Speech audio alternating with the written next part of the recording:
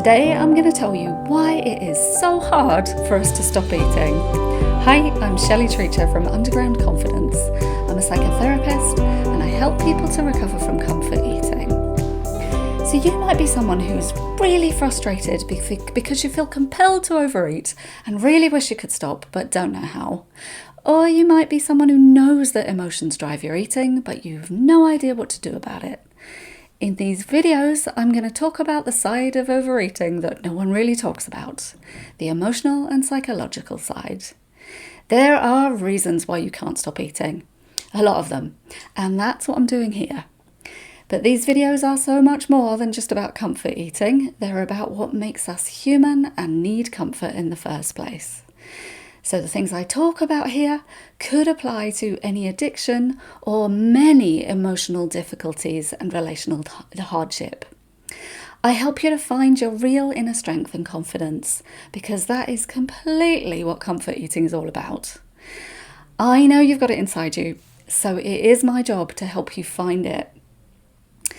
You might be someone who nobody really knows how you feel, or maybe you feel lonely sometimes.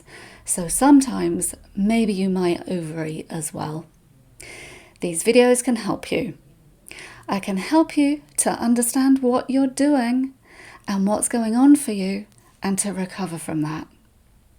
And I can also help you to find other people who feel the same way as you do and who are going through the same thing. These videos are produced every day on social media, sometimes as shorts, sometimes as long videos, but I'm here every day. Welcome. Today, I'm going to help you understand why it is so hard to stop. But first, I'm going to tell you what comfort eating is not.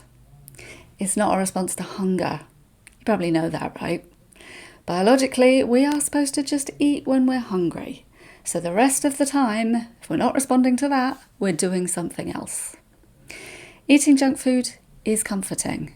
It gives you a chemical response in your brain and in your body that makes you feel soothed, blissed out, calm, numb, or it gives you a hit or a high.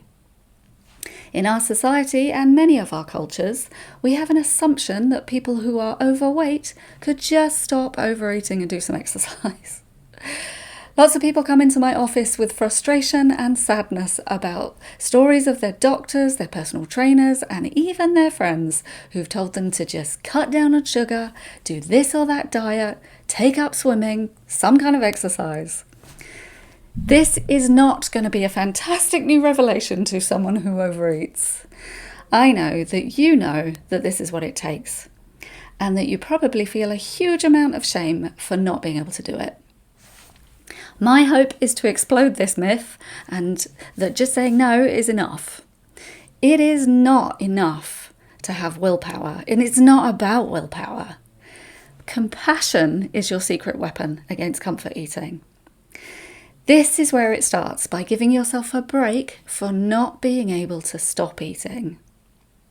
There are so many different reasons why losing weight is not just one of willpower. Let's talk about the structure of addiction first. There are chemicals in the brain that contribute to addiction. It doesn't take much for us to get hooked on dopamine. Every time we taste something we like, we get a fake dopamine hit. And the brain wants to repeat that process. Putting it really simply, when you eat chocolate for the first time, you get a fake dopamine hit. If you had chocolate when you were feeling depressed and that chocolate and the hit made you feel better, which it would, that's going to be a new association in your brain. And your brain will crave that dopamine hit wherever and ever possible and when you're miserable. The more you repeat this fake dopamine hit, the more you want it. The more you produce fake dopamine, the less you produce your own natural dopamine. Eating junk food is comforting. It's the association of that pleasure that becomes a chemical addiction when the dopamine strikes. But whilst chemical addiction is compelling, it's not enough to make a full-on addiction. It's not enough to make it impossible for you to resist eating, or else we'd all be the same. So let's talk about our inheritance and how that might affect our choices. One of the things that we inherit is a predisposition to eat as much as we can when it's available and to store weight rather than lose it. That was about survival. Starvation was an issue until quite recently, actually. I think that's a huge enough reason for it to be difficult for us to stop. But apart from chemical dependency and our genealogy, we also have a lot of other biological reasons why it's hard. One of these is that we don't actually, you may know this, register that we're full until we feel like we've been full for 20 minutes at least. Also, falling blood sugar makes us want to eat, and satiety, being full, can be so easily overridden. And you know that our digestive systems expand as we eat. These are all big enough reasons, again, so give yourself a break. But then there are also a few other things. There's the availability of food. Food is everywhere. It's at the H&M counter. It's the 24 all-night garage.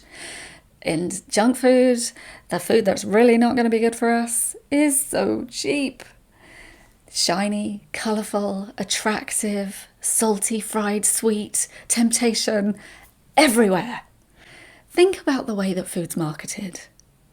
Psychologically, people know how to make it look good. Don't adverts look so tempting and make life look so interesting? Like everybody's having such a great time when they're eating and drinking. It's clever. And it takes a huge push to rise above this. So there's another couple of great reasons why it's very hard for us to stop. But then we also have the reduction of exercise. We watch screens all day. We drive all the time. We're working all the time to get money in. We're responding to everybody. And so it is really difficult to be proactive about things. So those are a lot of pragmatic reasons why it's difficult. But now let's talk about habits and association. Our brains again. The way we eat is habitual for all of us, and we don't like change.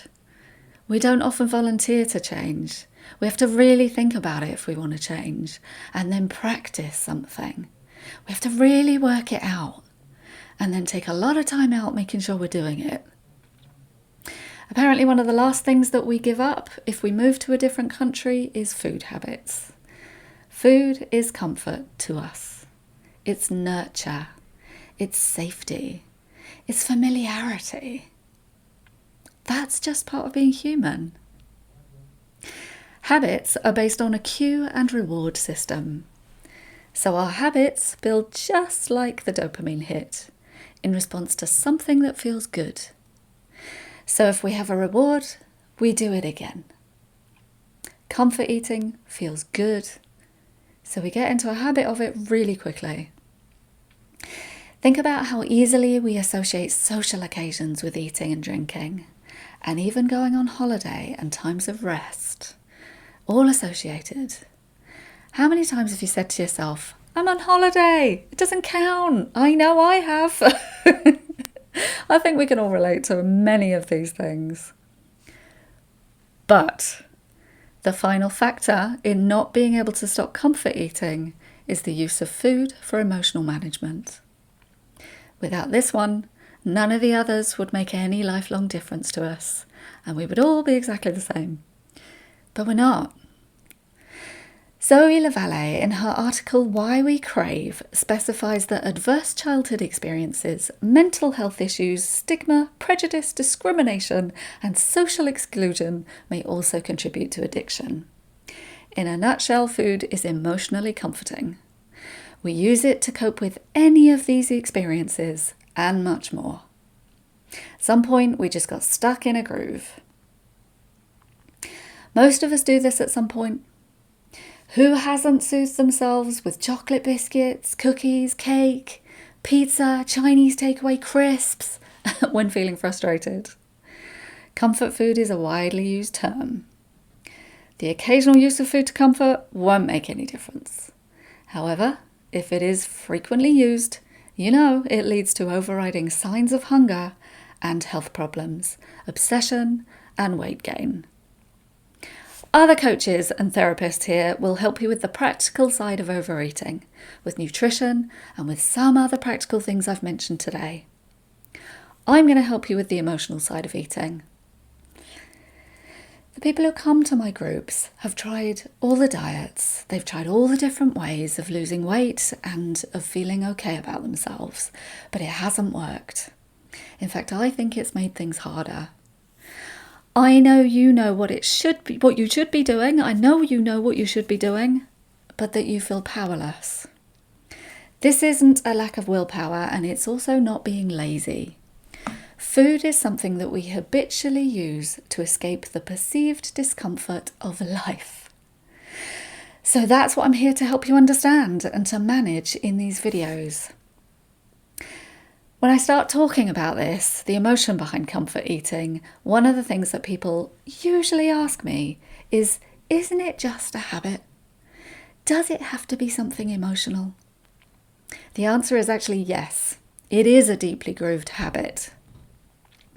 But there is also something often really uncomfortable behind it. Hence the label comfort eating. But whatever you call it, whether you call it stress eating, sugar addiction, binge eating, or just overeating, you are often responding to something that feels uncomfortable. Behind that discomfort is a feeling.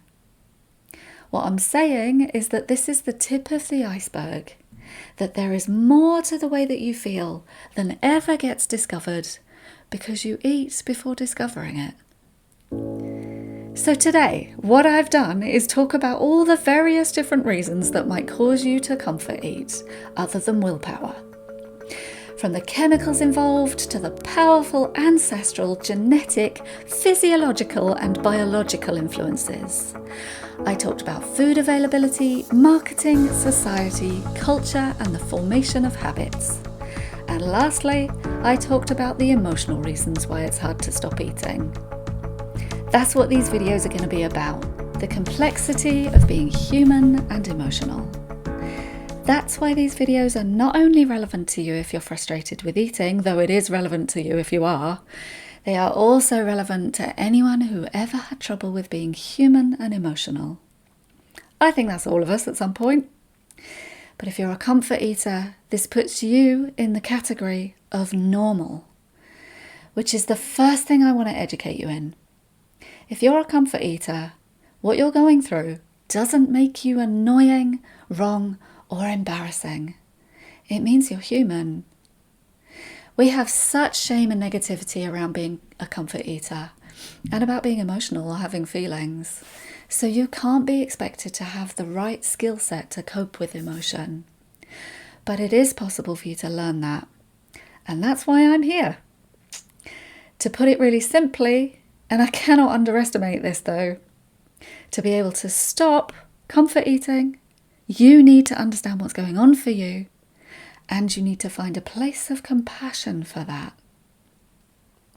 This takes education, and it begins with recognizing that there is emotion behind your eating.